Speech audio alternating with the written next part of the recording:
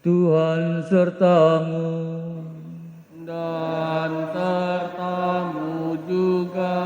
Inilah Injil Yesus Kristus menurut Santo Matius. Dimuliakanlah Tuhan. Sekali peristiwa, orang-orang Farisi berunding bagaimana mereka dapat menjerat Yesus dengan suatu pertanyaan. Mereka menyuruh murid-murid mereka bersama orang-orang Herodian bertanya kepada Yesus, "Guru, kami tahu engkau adalah seorang yang jujur dan dengan jujur mengajarkan jalan Allah. Dan engkau tidak takut kepada siapapun juga, sebab engkau tidak mencari muka. Katakanlah kepada kami pendapatmu, bolehkah membayar pajak kepada Kaisar atau tidak?" Tetapi Yesus mengetahui kejahatan hati mereka. Maka ia lalu berkata, "Mengapa kamu mencobai aku, hai orang-orang munafik? Tunjukkanlah kepadaku mata uang untuk pajak itu." Mereka membawa suatu dinar kepada Yesus. Maka Yesus bertanya kepada mereka, "Gambar dan tulisan siapakah ini?" Jawab mereka, "Gambar dan tulisan Kaisar." Lalu kata Yesus kepada mereka, "Berikanlah kepada Kaisar apa yang wajib kamu berikan kepada Kaisar, dan kepada Allah apa yang wajib kamu berikan kepada Allah."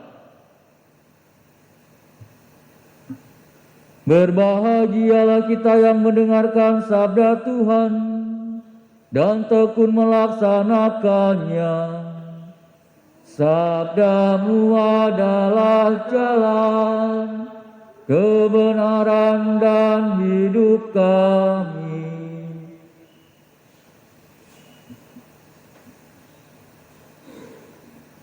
Berikanlah kepada Kaisar apa yang menjadi hak Kaisar, dan kepada Allah apa yang menjadi hak Allah. Saudara-saudariku yang terkasih, bangsa manakah yang tidak menginginkan kemerdekaan? Keluarga dan individu manakah yang tidak mendambakan kemerdekaan? Semua bangsa, keluarga, dan individu tentunya menginginkan kemerdekaan dan mencintai kemerdekaan. Kemerdekaan adalah anugerah Allah yang tentunya diberikan kepada setiap bangsa dan juga individu. Karena dalam alam kemerdekaan itulah setiap bangsa dan individu dapat bertumbuh dan mengembangkan seluruh potensi sumber daya manusia secara benar untuk menghadirkan kerajaan dan juga menghadirkan dalam diri kita kedamaian sejahtera di muka bumi ini. Kita bersyukur karena hari ini Indonesia merayakan ulang tahun kemerdekaan yang ke-75. Ketika para pendiri negara kita menggagas sebuah negara yang mereka pikirkan adalah bagaimana negara Indonesia ini menjadi rumah bersama bagi seluruh rakyat. Kondisi bangsa ini amat heterogen, mempersatukan bangsa yang sangat besar dan luas dengan aneka ragam budaya, suku, bahasa, golongan, dan juga agama serta kepercayaan. Bukanlah suatu pekerjaan yang mudah. Dalam sejarah pernah terjadi ketegangan ketika kelompok atau golongan tertentu ingin memaksakan ideologinya sebagai dasar negara. Namun kelompok ini gagal karena ideologi itu tidak mampu mengayomi seluruh rakyat. Tentu para pendiri negara kita mau belajar dari pengalaman sejarah itu dan juga memikirkan sebuah ideologi yang bisa menjadi rumah bersama bagi seluruh rakyat Indonesia. Pancasila dijadikan dasar negara. Kemampuan untuk memikirkan dan juga merumuskan dasar negara Pancasila yang tentunya terbukti ampuh dapat mempersatukan seluruh rakyat Indonesia yang tentunya amat heterogen ini. Saudara-saudariku yang terkasih, hari ini kita bersama memperingati kemerdekaan negara kita yang tercinta ini. Kita bersama ingin agar negara kita mampu mewujudkan suatu cita-cita yang menjadi negara yang adil, yang makmur, dan juga yang sejahtera. Untuk itu seluruh rakyat dan terutama para pemimpinnya hendak sungguh-sungguh memiliki kemerdekaan rohani ini. Tentu hal ini telah ditegaskan oleh Santo Petrus dalam bacaan yang kedua. Hiduplah sebagai orang merdeka, bukan seperti mereka yang menyalahgunakan kemerdekaan itu untuk menyelubungi kejahatan-kejahatan mereka. Semoga kemerdekaan rohani menjiwai kita semua juga dalam hal ini.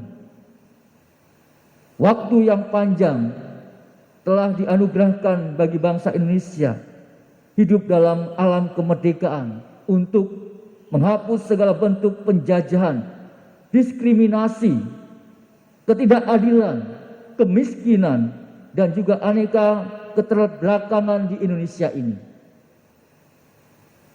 Yesus mengingatkan kita semua tentunya agar kita setia memelihara dan juga merawat kemerdekaan dengan sikap hormat dan juga taat terhadap pemerintah yang legal.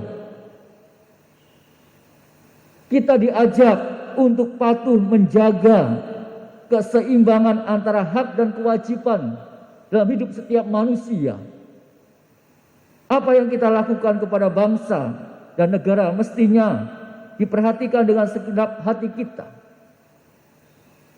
Yesus telah memberi contoh yang terbaik bagi kita, semestinya berlaku hormat terhadap pemerintah dan juga setia kepada Allah.